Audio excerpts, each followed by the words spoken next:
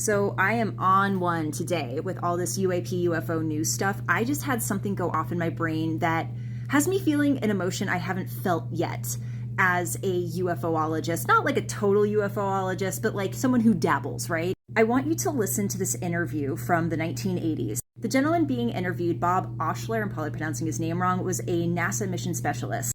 And he's saying almost the exact same stuff that this whistleblower, Grush, is saying. And this is from like 40 years ago. Listen to what he says about why this information has been kept secret. Listen. Institution in Washington, D.C., addressing the issue of whether this alarming issue of a confrontation with an extraterrestrial culture should be released to the public, this information. It was determined that there would be grave consequences for just an overt public pronouncement by government officials.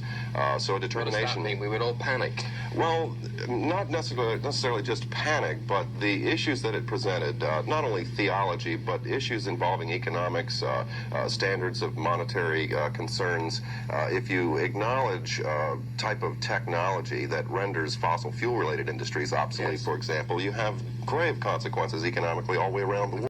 Because if we have extraterrestrial technology that doesn't need fossil fuels to work, we don't need fossil fuels. We don't need the multi-billion, trillion-dollar industry that at this point has almost single-handedly destroyed the environment and climate, among others.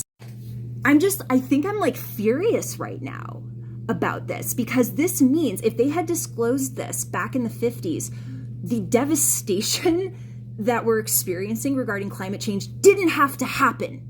It just didn't have to happen, but it did because of human greed. I wish this whistleblower all the best. I wish him all the protection in the world, because the human race deserves to know this. The human race deserves to know that we were lied to, that we were duped, and that we didn't have to go through the catastrophes that we are going through now with respect to fossil fuel-induced climate change. Wow.